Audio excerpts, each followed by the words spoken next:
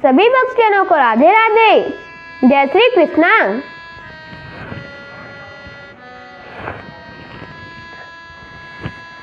संक्षिप्त गरुड़ पुराण अध्याय 153 अरोचक वमन आदि रोगों का निदान। धन्वंतरी जी ने कहा, हे सुश्रुत, अब मैं आपको अरोचक रोग के निदान के विषय में बताऊंगा। जब वात, पित्त तथा कफ जन्य दोष जीवा और हृदय या मन का आश्रय लेते हैं, तब प्राणी के शरीर में अरोचक रोग उत्पन्न होता है। यह रोग वातजन्य, पित्तजन्य तथा कफजन्य इन तीन रूपों के अतिरिक्त सन्निपातजन्य और मन संतापजन्य भी होता है। इस रोग के 5 प्रकार हैं, यथा वातज, पित्तज, कफज, सन्निपातज और मन संतापज।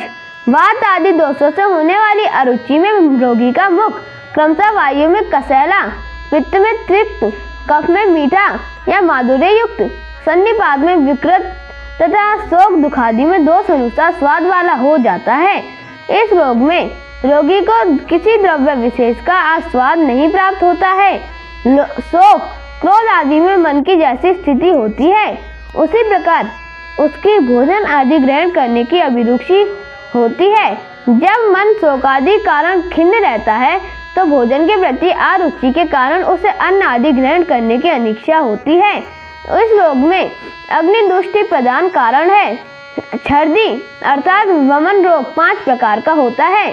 वातज, पित्तज, कफज, त्रिदोषज तथा अन्य विपरीत ईर्ष्या के विपरीत दुष्ट पदार्थों के ग्रहण करने से 5वीं छर्दी होती है।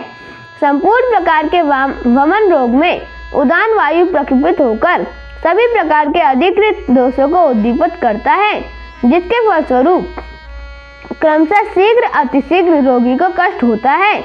मुख लवण युक्त रहता है तथा उससे पानी छूटता है और धीरे धीरे आहार व्यवहार के प्रति अरुचि हो जाती है।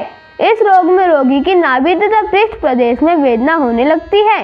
रोगी के पास भाग में भी पीड़ा होती है, जिसके कारण पेट में अवस्थित अन्न ऊपर की ओर पाक वाष्य से निकलने लगता है, अर्थात रोगी को वमन की इच्छा होती है।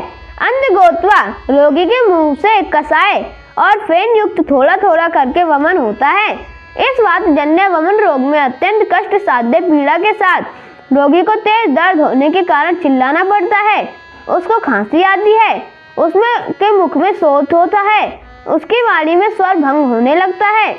पित्तजन्य वमन रोग होने पर रोगी को क्षार से युक्त जल के समान धूम्र, हरित या पीत वर्ण वाले पित्त का वमन होता है, अथवा रक्त से युक्त अम्ल, कटु, तिक्त पित्त उसे मुंह से निकलता है। उसके शरीर में तृष्णा, मूर्छा, संताप तथा अग्नि के समान दाह का प्रकोप होता है। कफजन्य वमन रोग के होने से रोगी में स्निग्ध, घनीभूत पीत तथा मधु, शहद के समान मधुर श्लोष में कफ का उदय होता है। यह कफ लवण रस से भी युक्त हो जाता है। इस कफ दोष के कारण उत्पन्न वमन के कष्ट से रोगी को भयवश रोमांच हो जाता है। इस रोग में रोगी के मुख में शोथ हो जाता है, उसके मुख में मिठास भरी रहती है, उसके नेत्रों में तंद्रा छाई रहती है, उसके हृदय में कष्ट होता है और उसे खांसी आती है। सन्निपातिक वमन रोग में सभी दोषों के लक्षण दिखाई देते हैं। ऐसी अवस्था में उसकी चिकित्सा नहीं करानी चाहिए। ऐसे रोगी को देखना, सुनना आदि कुछ अच्छा नहीं लगता। वात आदि के प्रकोपित होने पर ही उदर भाग में कृमिजन्य और अन्य जन्य वमन रोग के भी उत्पन्न होता है। कृमिजन्य छर्दी रोग में शरीर में सूल, कंपन, मिचली तथा हल्लास, हृदय की धड़कन के उपद्रव की उत्पत्ति विशेष रूप से ही होती है।